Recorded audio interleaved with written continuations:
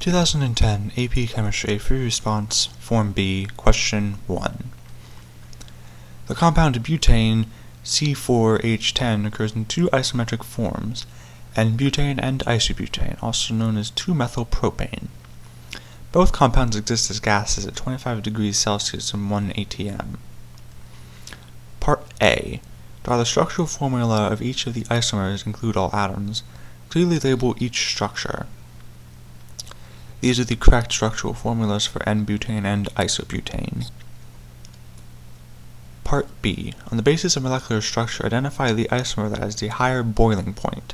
Justify your answer. The isomer N-butane is the higher boiling point because London dispersion forces are greater among molecules of N-butane than there are among molecules of isobutane, because molecules of N-butane with its linear structure can approach one another more closely and can form a greater number of temporary bonds. The two isomers exist in equilibrium as represented by the equation below, N-butane gaseous to isobutane gaseous and back. The equilibrium constant Kc is equal to 2.5 at 25 degrees Celsius. Suppose that a 0.01 mole sample of pure N-butane is placed in an evacuated 1 liter rigid container at 25 degrees Celsius. Part C. Write the expression for the equilibrium constant Kc for the reaction. Kc is equal to the concentration of isobutane over the concentration of N-butane. Part D.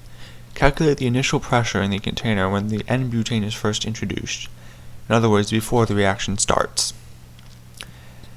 For this problem, we need to use the equation P is equal to nRT over V.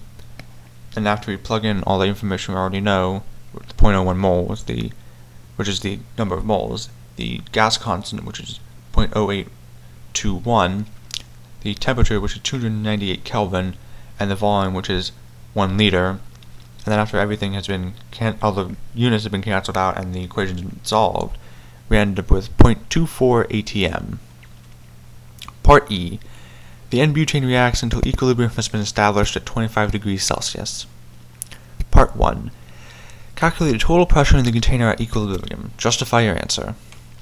The total pressure in the container remains the same at 0.24 atm because as reaction proceeds, the number of molecules in the container remains constant. 1 molecule of isobutane is produced for each molecule of N-butane consumed. Part 2. Calculate the molar concentration of each species at equilibrium. Remember, before we set the equilibrium constant is the concentration of isobutane over the concentration of N-butane. For this, we will use X as the concentration of isobutane, and then because the N-butane is what's being consumed, and isobutane is being produced, and we already have 0.01 moles of N-butane, we're subtracting X from that, and is also equal to 2.5, which was given to us. So we end up with X is equal to 2.5 times 0.01 minus X, which is equal to 0.025 minus 2.5X, which gives us 3.5X is equal to 0.025, where when solved, X is equal to 0.0071 moles isobutane. And because we had 0.01 moles of N-butane, and then we turned 0.0071 moles into isobutane, we subtract that amount from the 0.01 moles and get 0.003 moles N-butane. Part 3. If the volume of the system is reduced to half of its original volume, what will be the new concentration of N-butane after equilibrium has been re-established at 25 degrees Celsius? Justify your answer.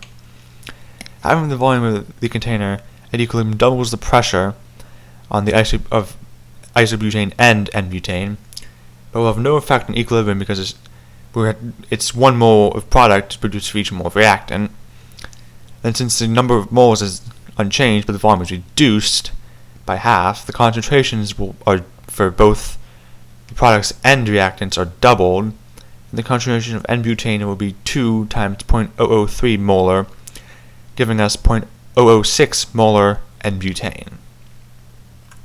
Suppose that in another experiment, 0.01 mole sample of pure isobutane is placed in an evacuated 1 liter rigid container and allowed to come to equilibrium at 25 degrees Celsius. Part F. Calculate the molar concentration of each species after equilibrium has been reached. The concentrations of isobutane and N-butane will be the same as they were calculated in Part E2, 0.0071 moles and 0.003 moles respectively.